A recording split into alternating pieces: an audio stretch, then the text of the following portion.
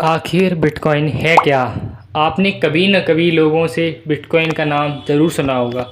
किसी ने कहा होगा कि बिटकॉइन में इन्वेस्ट कर लेता तो आज पैसा ही पैसा होगा, या किसी ने कहा होगा कि बिटकॉइन तो सिर्फ एक स्कैम है। और शायद आपके माइंड में एक क्वेश्चन आया होगा कि भाई आखिर बिटकॉइन है क्या? क्या ये कोई एक असली कॉइन है? क्या इसे हम अपने हाथ में पकड़ सकते हैं? या ये सिर्फ बनता कैसे है और इसकी वैल्यू इतनी ज़्यादा कैसे हो गई? और सबसे इम्पोर्टेंट, क्या एक नॉर्मल पर्सन को बिटकॉइन के बारे में सोचना चाहिए या नहीं? तो आज की इस वीडियो में हम बिटकॉइन को इतना सिंपल लैंग्वेज में समझेंगे कि आप इस वीडियो को देखकर किसी को भी एक्सप्लेन कर पाएंगे कि बिटकॉइन एक्चुअली में है क्या। तो चलिए बिल्कुल ज़ीरो से स्टार्ट करते हैं। सबसे पहले एक सिंपल एग्जांपल से समझिए। मान लीजिए आपको अपनी फ्रेंड को 1000 रुपये भेजने हैं, तो आप क्या करेंगे? अपना फ़ोन निकालेंगे, यूपीआई खोलेंगे और आप पेमेंट कर देंगे। लेकिन यहाँ एक इंटरेस्टिंग चीज़ है, और आप और आपकी फ्रेंड के बीच में जो ट्रांजैक्शन हो रही है उसके लिए एक पीछे प्रोसेस यूज हो रही है, वो है बैंकिंग का सिस्टम। और अब इमेजिन कीजिए एक ऐसी डिजिटल करेंसी जो इंटरनेट पर ट्रांसफ़र तो हो सके और जिसके लिए किसी भी ट्रेडिशनल बैंक या मिडलमैन की ज़रूरत ना हो। यही बेसिक आइडिया है जो बिटकॉइन को असली करेंसी से अलग करता है। बिटकॉइन एक डिजिटल डिसेंट्रलाइज्ड करेंसी है। डिजिटल मतलब ये कोई फिज़िकल नोट या कॉइन नहीं होता है, और डिसेंट्रलाइज मतलब एक सिंपल मीनिंग ये है कि इसको कंट्रोल करने के लिए एक सेंट्रल बैंक अथॉरिटी की आवश्यकता नहीं होती है। बिटकॉइन को 2009 में सतोशी नाकामोटो नाम के एक इंसान ने लॉन्च किया था। और सबसे इंटरेस्टिंग बात यह है कि आज तक ये पता नहीं चला कि सतोशी नाकामोटो एक्चुअली में है कौन। बिटकॉइन को एक्चुअली में कंट्रोल कौन करता है? अगर बिटकॉइन को कोई बैंक कंट्रोल नहीं करता तो फिर ट्रांजैक्शंस का रिकॉर्ड रखा कैसे जाता है? इसका सॉल्यूशन यहीं पे आता है, एक ब्लॉकचेन टेक्नोलॉजी। ब्लॉकचेन को आप कॉम्प्लिकेटेड कंप्यूटर साइंस टर्म में समझने की कोई आपको ज़रूरत नहीं है। इसको हम एक सिंपल लैंग्वेज में ऐसे समझ सकते हैं जैसे ये कोई डिजिटल पब्लिक रिकॉर्ड बुक हो। एक सारे रिकॉर्ड डिजिटली रखे जा रहे हों। जैसे एक नोटबुक में आपने किसी को पैसे दिए और आपने वो रिकॉर्ड अपनी नोटबुक में लिख दिया, इसी प्रकार से आप एक डिजिटल बुक समझ सकते हैं। अब बिटकॉइन नेटवर्क में ट्रांजैक्शंस का रिकॉर्ड ब्लॉकचेन पर मेंटेन होता है। और सबसे इंटरेस्टिंग बात ये है कि ये रिकॉर्ड किसी एक कंप्यूटर में नहीं, बल्कि नेटवर्क्स के जितने सारे कंप्यूटर्स हैं उनकी इन्फॉर्मेशन को वेरीफाई और मेंटेन करने के लिए होता है। इसी वजह से बिटकॉइन का सिस्टम बहुत ट्रेडिशनल सेंट्रलाइज्ड डेटाबेस से काफ़ी डिफरेंट है।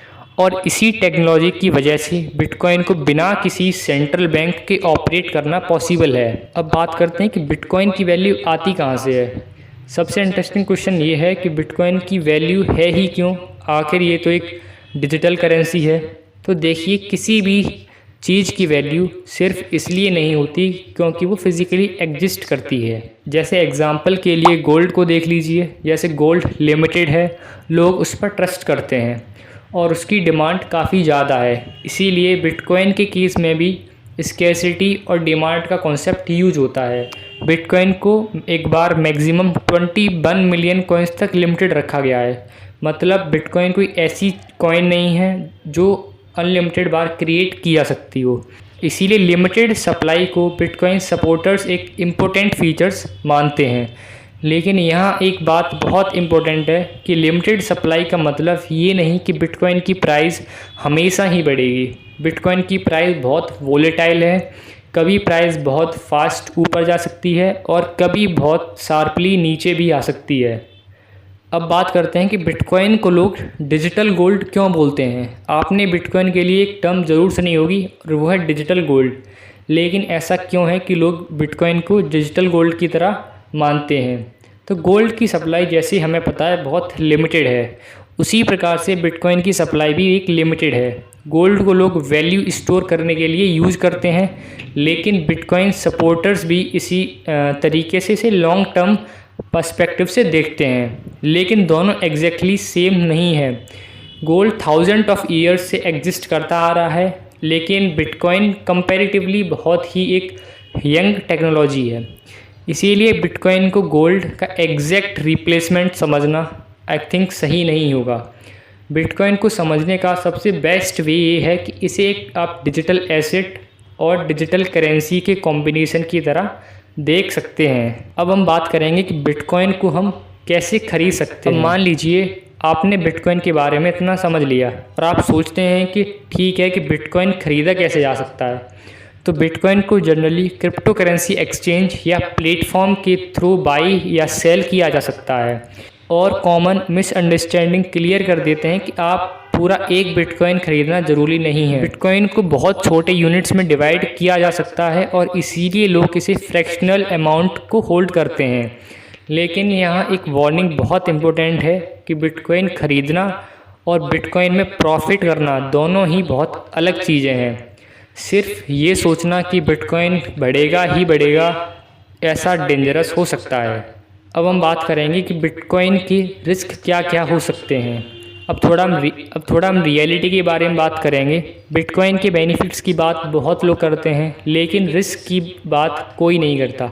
सबसे पहला रिस्क तो ये है कि ये बहुत वोलेटाइल है। बिटकॉइन का प्राइस शॉर्ट टर्म पीरियड में ड्रामेटिकली चेंज हो सकता है। दूसरा रिस्क यहाँ पर ये है कि अगर आपसे कोई कहता है कि बिटकॉइन में पैसा लगा और गारंटीड है कि वो डबल रिटर्न मिलेगा, तो ऐसा नहीं है। क्रिप्टो के नाम पर fake websites, fake investment schemes और फ्रॉड ऑफर्स की जाती हैं।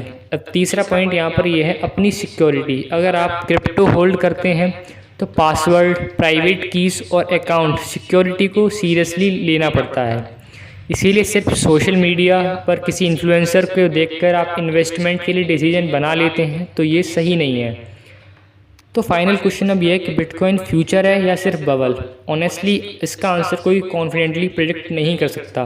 बिटकॉइन के सपोर्टर्स कहते हैं कि ये एक ट्रेडिशनल फाइनेंशियल सिस्टम को चेंज कर सकता है, लेकिन क्रिटिक्स कहते हैं ये एक वोलेटाइल और एक अनसर्टेन एसेट है। और बिटकॉइन ने दुनिया को सिर्फ एक क्रिप्टो करेंसी नहीं दी, बल्कि एक डिसेंट्रलाइज्ड पेमेंट का माध्यम दिया है। और अगर आप बिगिनर हैं तो सबसे पहले आप नॉलेज में इन्वेस्ट कीजिए, पैसे में नहीं।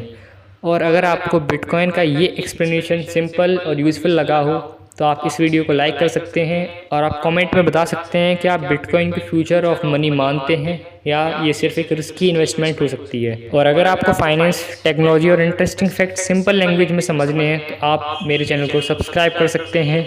मिलते हैं किसी नेक्स्ट वीडियो में। Till then stay curious and keep learning.